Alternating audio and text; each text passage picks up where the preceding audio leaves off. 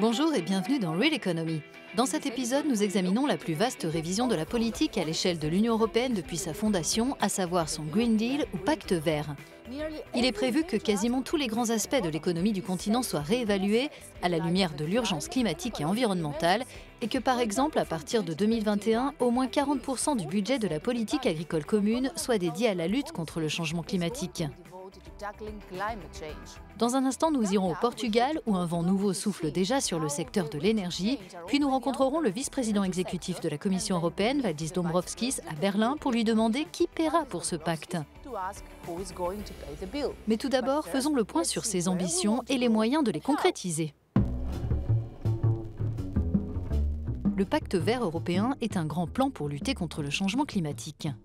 Il liste les objectifs suivants à atteindre d'ici 2030, une réduction de 40% minimum des émissions de gaz à effet de serre par rapport au niveau de 1990.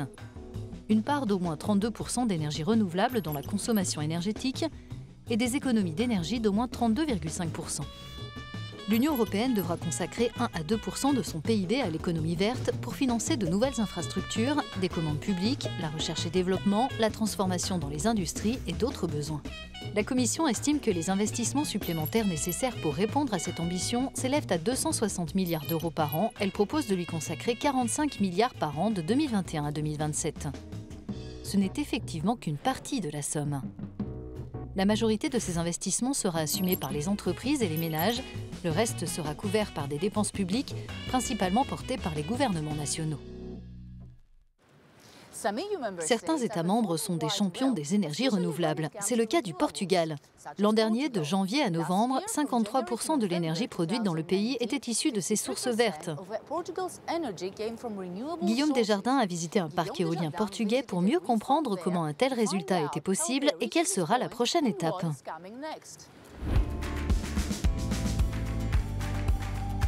Ce n'est pas une évidence aujourd'hui, mais le Portugal offre environ 300 jours d'ensoleillement par an. Ça et le vent qui souffle fort de l'Atlantique offre au pays un avantage majeur en termes d'énergie renouvelable. Construite en 2019 grâce à un prêt de la Banque européenne d'investissement, ces éoliennes participent à la politique d'énergie verte du Portugal. Nous avons 13 turbines d'une puissance de 3,6 MW chacune pour une capacité totale de 46,8 MW. Nous devions faire appel à des fabricants locaux. Une partie des éléments ont été produits à Aveiro et donc c'est un résultat très intéressant pour la production au Portugal.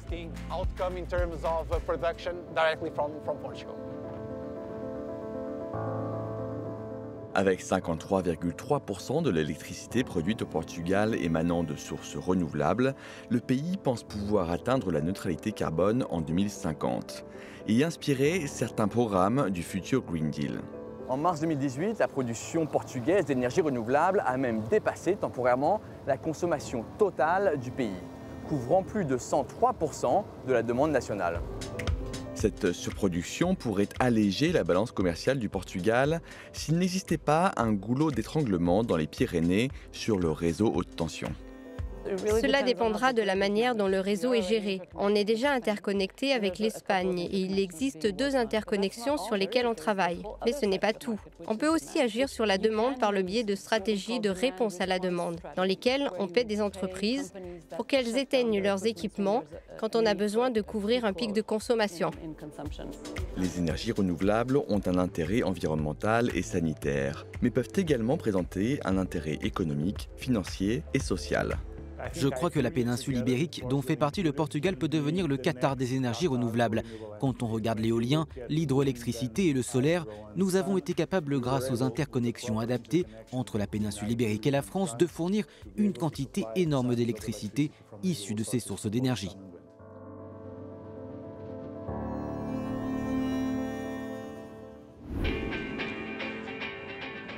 En même temps, tout le monde se demande qui paiera pour ce pacte vert. La nouvelle présidente de la Commission européenne, Ursula von der Leyen, a promis 100 milliards d'euros pour aider à financer la transition vers une économie bas carbone. Mais il faudra bien plus que cela. C'est pourquoi nous sommes à Berlin pour rencontrer le vice-président exécutif de la Commission européenne, Valdis Dombrovskis, pour lui demander ce que cette vaste transition signifie pour les citoyens et les entreprises. Nous avons vu que le Portugal, par exemple, mène de nombreuses actions pour bâtir une économie plus verte, en particulier dans les énergies renouvelables. Si les États membres peuvent mener de nombreuses actions eux-mêmes, qu'est-ce que ce pacte vert de la Commission apportera de plus ?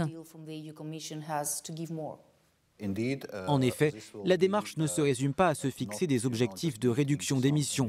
Elle nécessite de transformer l'économie de manière substantielle. Et c'est justement ce dont il est question dans ce pacte vert européen. Il précise comment nous garantissons cette transformation de l'économie, comment nous allons vers une économie neutre en carbone d'une manière qui soit acceptable socialement et qui préserve notre modèle d'économie sociale de marché.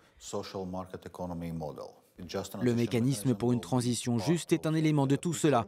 Il fera partie du plan d'investissement pour une Europe durable, qui a pour ambition de soutenir les investissements nécessaires à cette transition verte, dans l'idée principalement de mobiliser au moins 1 000 milliards d'euros d'investissement sur la prochaine décennie.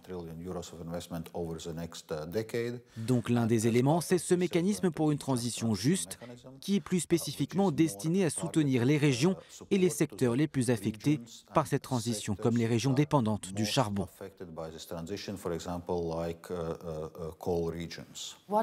Qu'est-ce qu'un investissement vert pour la Commission européenne, pour vous ? L'Union européenne est parvenue à un accord sur le système de classification, sur la liste des activités économiques vertes et durables. Elle regroupe 6 catégories environnementales en faveur desquelles elles agissent. L'atténuation des changements climatiques, l'adaptation à ces changements, la biodiversité, l'économie circulaire, la gestion des déchets, les écosystèmes marins, etc.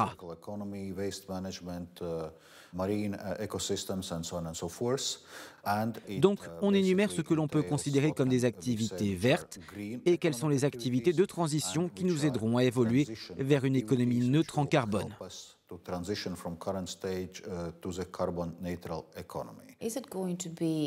Le coût sera-t-il plus lourd pour les citoyens si tous ces investissements doivent être réalisés ?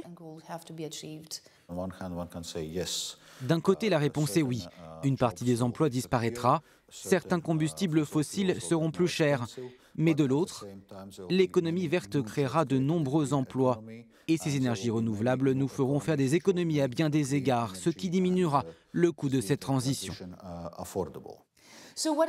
Donc l'important sera de drainer des investissements publics et privés massifs sur les prochaines années pour que ce pacte vert européen soit synonyme de prospérité pour ses citoyens. Un défi d'ampleur. Monsieur le vice-président, merci beaucoup pour cette interview et à bientôt sur Euronews.